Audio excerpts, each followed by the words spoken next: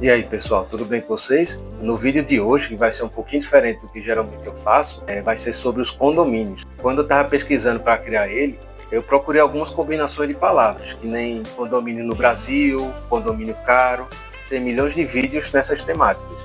Nem cheguei a assistir, só fiz pesquisar para ver quantos tinham. E também vou colocar dados e matérias confiáveis da internet para dar aquele complemento. Assiste aí, vê se faz sentido, deixa um comentário, curte se for o caso. Vamos lá!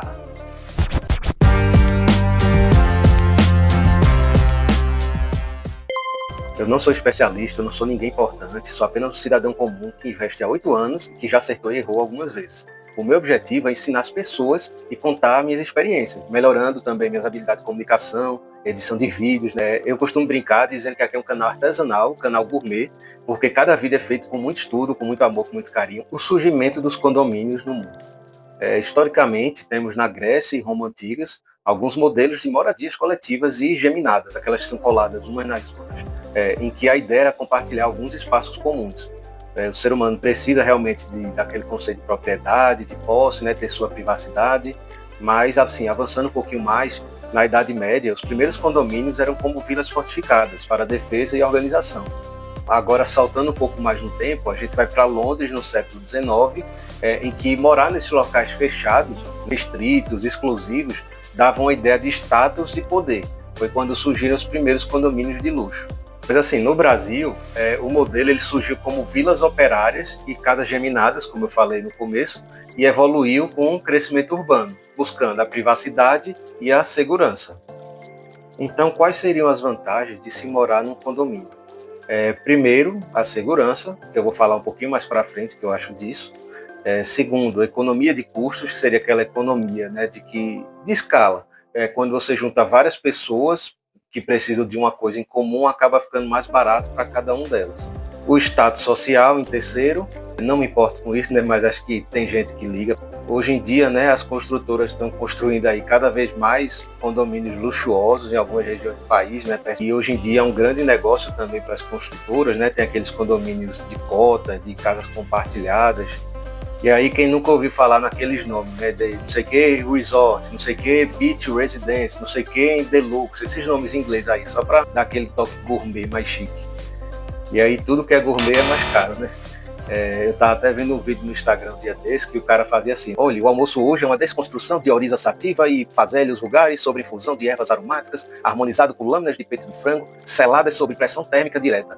E o que é isso? Nada mais é do que arroz e feijão temperados com louro e um filé de frango frito. Então, assim, para tudo na vida, né, antes de comprar qualquer serviço, qualquer bem, qualquer coisa, dá uma entrada naqueles sites de consumidores, né, o Reclame Aqui e tal. É muito melhor evitar o estresse de entrar na justiça ou de ficar ligando, mandando e-mail, beleza? E agora, ponderando um pouquinho sobre a violência no Brasil. Vem aumentando nos últimos anos, seja em cidade grande ou pequena, morar em condomínio dá uma sensação de segurança em relação àqueles ladrãozinhos safados que aborda quem mora em casa, aqueles caras que roubam portão, que roubam grade, que levam a televisão, ou aqueles ladrões, sei lá, que assaltam você na rua para levar um celular, levar o seu dinheiro da carteira. Ou se você também é uma pessoa que costuma ficar muitas horas do dia fora de casa, ou até viaja, né? Então é interessante morar num condomínio para ter aquela segurança, aquela vigilância, né? Mas aí falando naqueles casos dos condomínios de alto padrão, o crime hoje em dia está tão organizado, tão avançado, com tantos recursos, que os caras, quando querem, bolam uma estratégia, vêm com uma organização básica e militar, né? 10, 15 caras, já tem as informações de dentro de algumas pessoas, enfim, tem pessoas honestas, tem pessoas não tão honestas dentro daqueles trabalhadores. Então eles já vão direto ao ponto, com uma certa organização, com rapidez, e fazem a limpa. E ninguém pode fazer nada, né? Os caras chegam com um fuzil, uma coisa muito pesada militar, né? O armamento. E os seguranças normalmente ou são desarmados ou é pistola, um revólver mais simples, certo? São poucos, né? Geralmente os bandidos vão num bando muito grande, então muito cuidado também com isso. E aí essas quadrilhas, elas só são pegas depois com aqueles trabalhos de inteligência da polícia, nem sempre conseguem recuperar os bens, né? Mas prendem o pessoal. O que eu acho que vale para todo mundo, assim, é tentar viver de uma forma que não se chame tanta atenção, né? Você tem que ter alguns costumes, alguns procedimentos antes de chegar em casa, né? Dar aquela observada no quarteirão, dar uma volta, Quando chegar e quando sair de casa, ser de uma forma rápida para não estar dando aquele vacilo no carro, mexendo no celular. Tem vários vídeos de especialistas aí no YouTube. Em relação à economia de custos, que foi outra coisa que eu falei mais cedo. Essa era a ideia no começo, das pessoas. Mas pensa aqui comigo, alguns condomínios possuem um contador de água dos apartamentos de forma individual e outros não. E aí, se você mora sozinho e outro morador, sei lá, outro apartamento, mora uma família de 4, 5 pessoas, vocês estão pagando igual na taxa do condomínio. Da mesma forma, se você não tem carro, mas a maioria decide por cobrir as garagens do condomínio, você também vai ter que pagar. Mesma coisa para serviços de fachada, da estrutura do prédio, né, que podem não estar diretamente na sua unidade, mas que se afetam um do vizinho e tal, né, assim, o serviço é coberto para ajudar todo mundo. Eu até me lembrei agora de um apartamento que eu morei em Recife, foi construído em 2015, mas eu morei em 2019 a 2024, depois eu vim para Brasília. Fizeram as caixas de ar-condicionado para aquele modelo de caixa, aqueles quadradões. E aí agora eu soube, né, pelo pessoal que mora lá ainda e tal, que estão fazendo cota para poder colocar, para poder trocar aquelas caixas do modelo split. Poxa, hoje em dia acho que quase todo mundo tem split. Poucos devem ter o modelo quadradão lá do ar.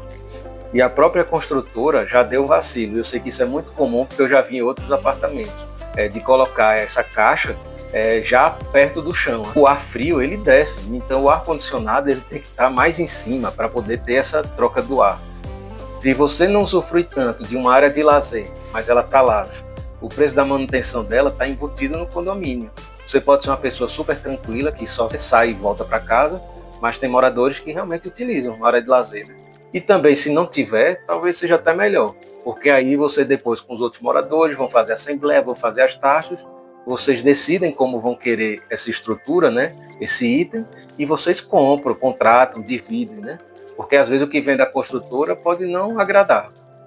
E aí tudo isso que eu falei foi por quê? Porque assim, de fato, existe uma economia dos custos, né? Porque são várias pessoas dentro daquele espaço compartilhando de uma área de lazer, de uma churrasqueira, de uma piscina, de uma sauna, do que seja. Mas se você morasse sozinho, será que realmente você gostaria de ter aquilo? Será que não tem mais coisa do que você utiliza, do que você gosta? E aí você está pagando por tudo, que é dividido igual para todo mundo. E ainda tem outro problema, que com o passar do tempo, alguns desses itens naturalmente precisam de reforma, pode acontecer de quebrar alguma coisa, mas com o tempo logo se estraga e aí ninguém usa mais, está lá aquele espaço. Eu queria muito ter uma academia individual, realmente, mas não tem condições pela questão do espaço, por mais que a academia de prédio seja mais restrita, mais exclusiva, mas é como eu disse, pelo que eu já observei em vários lugares, as academias não são legais, não são boas. E também acho que, mesmo que você não seja uma pessoa que socializa tanto, mas é interessante quando você for fazer uma atividade física, você realmente sair, você ver o mundo, né? Se você fizer amizade, se você conversar, ótimo, do seu lado espiritual, psicológico, mas assim, pelo menos se você também é mais tímido, mais fechado, mas só de sair já ver uma grande variedade de pessoas, e pessoas que mudam todos os dias, né, daquele ambiente, daquele horário, eu acho que faz muito mais bem do que você ficar fazendo dentro do condomínio. Agora vamos falar em termos econômicos, usar o racional. Você compra um apartamento pensando em não viver de aluguel, mas o valor do condomínio às vezes pesa. Por exemplo, se uma pessoa que ganha, sei lá, 5 ou 6 mil, juntou dinheiro por muitos anos, deu uma entrada, financiou, usou férias, FGTS, trabalho extra, tudo mais, compra um apartamento, e aí, além do financiamento, ainda tem reforma e a questão de comprar tudo, né? Os móveis, eletrodomésticos, um condomínio, sei lá, de 500, 600 reais por mês. Será que pesa? Assim, não é um exemplo meu, mas eu conheço muitas pessoas assim, que pensam que iam sair do aluguel e acaba que o condomínio é quase com aluguel, mesmo com pouca coisa. Por quê? Às vezes, quando tem mais unidades, o condomínio é mais barato, quando tem menos unidades, fica mais caro. Mas também depende dos itens que tem lá, na área de lazer, se tem um gás encanado, enfim. Segundo, as pessoas costumam trabalhar bastante hoje em dia e ficam muito tempo no trânsito, grandes deslocamentos ou distâncias, tem poucas horas livres de segunda a sexta. E aí tem condomínios que são básicos, mas tem muitos também que possuem muitos itens na área de lazer que não são usados ou só são usados no fim de semana. Será que não é melhor pagar um clube, né, ser sócio? Ou assim, melhor do que ser o Neymar é ser o amigo do Neymar? tem um amigo que convida para o condomínio dele. Se você também perdeu o emprego, como fica o pagamento dessa taxa de condomínio? Por mais que você também morando em casa, deva ter algum tipo de reserva para quando surgir um imprevisto, precisar fazer uma reforma, uma pintura. No apartamento, assim, é uma coisa muito que é todo mês mesmo. Na casa, acho que você ainda pode escolher, né? Um mês coloca na caixinha, outro mês não. Mas você tem que estar preparado, porque também precisa da manutenção. Para mim, o mais importante de tudo é a localização, é estar perto do trabalho, ter mercado, farmácia, padaria, escola por perto, fazer tudo andando. Eu tento não utilizar o carro, né? Eu até tenho, mas eu prefiro fazer tudo andando para me exercitar, para gastar energia, depois tomar cerveja, comer chocolate. Então, se for comprar um apartamento em algum lugar mais distante, pelo menos veja se compensa pelo lado financeiro. Vou dar um exemplo daqui de Brasília, certo? No plano piloto, que é perto dos ministérios, dos órgãos públicos, realmente o aluguel é bem caro. Os apartamentos, mesmo os menores, de 30 metros, 25 metros, são bem caros.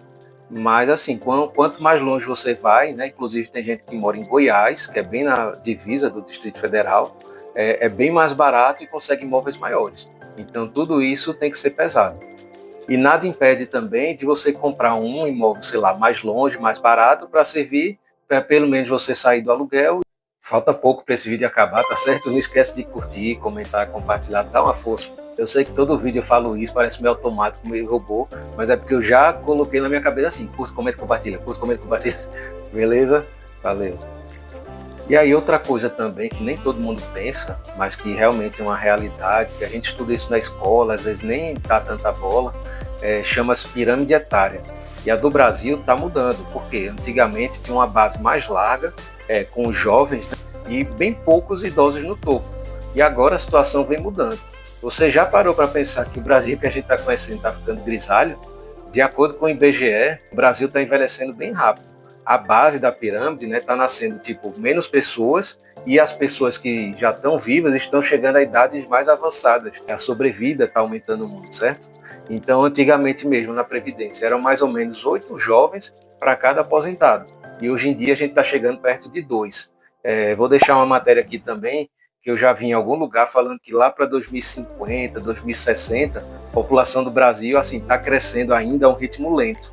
Mas quando chegar nesses anos, se eu não me engano, vai meio que estabilizar, e a tendência, os estudos dizem que vai começar a regredir. Todos os países do mundo passam por essa transição demográfica. O que está acontecendo agora no Brasil já aconteceu na Europa, nos Estados Unidos, a China e a Índia estão em outro ritmo, certo? Mas assim, alguns, quando tem um ritmo, uma evolução dessa pirâmide mais lenta, os governos, a sociedade se adequam. O nosso não, está uma mudança muito acelerada. Então, assim, o governo sabe como é, né? Eficiência. Nem sempre consegue acompanhar. Então, vamos pensar um pouquinho nisso, pensar na velhice. Vamos pensar um pouco. O brasileiro tem muito aquela mania, vamos curtir hoje como se não houvesse amanhã. Até chegar domingo é capaz que eu já morri. Não, hoje é sexta-feira. Então, ainda tem mais 2 dias ainda, meu Deus do céu.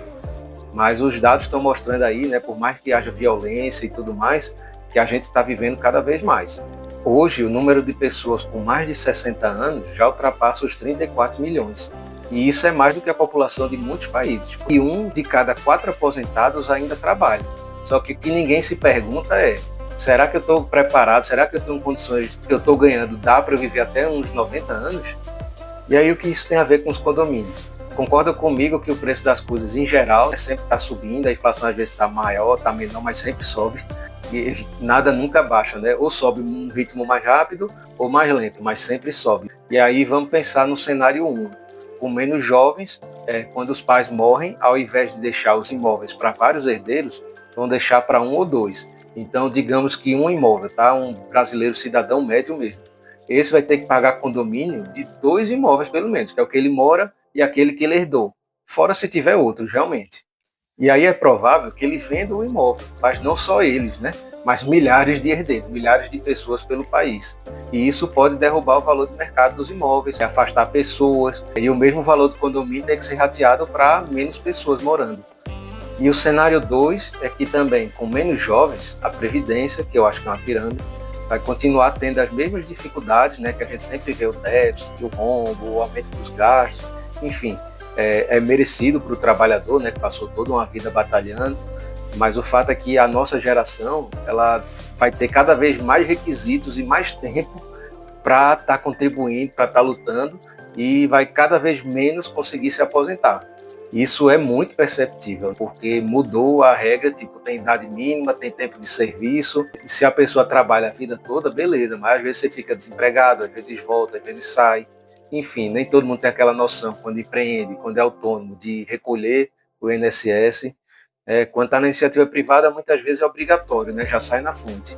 E é isso. E aí, tudo isso que eu falei resulta em uma diminuição da força de trabalho, da atividade econômica e o encarecimento das coisas.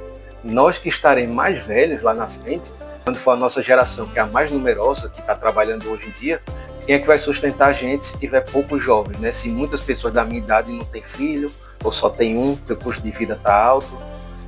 E nós que vamos ter cada vez mais custos com saúde, com remédio, tudo mais. E o dinheiro não tende a acompanhar.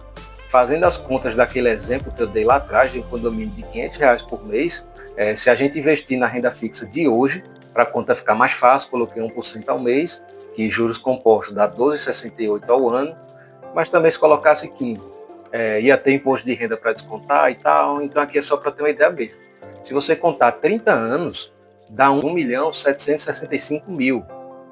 Lembrando que esse valor de R$ 500 tende a aumentar, né? Mas eu não vou nem contar com isso, porque condomínio tem os reajustes, né? Dos custos, dos salários, enfim.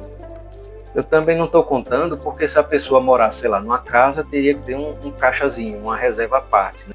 Para pequenos reparos, manutenção. Estou contando só por baixo. E é um valor que vai fazer falta no futuro.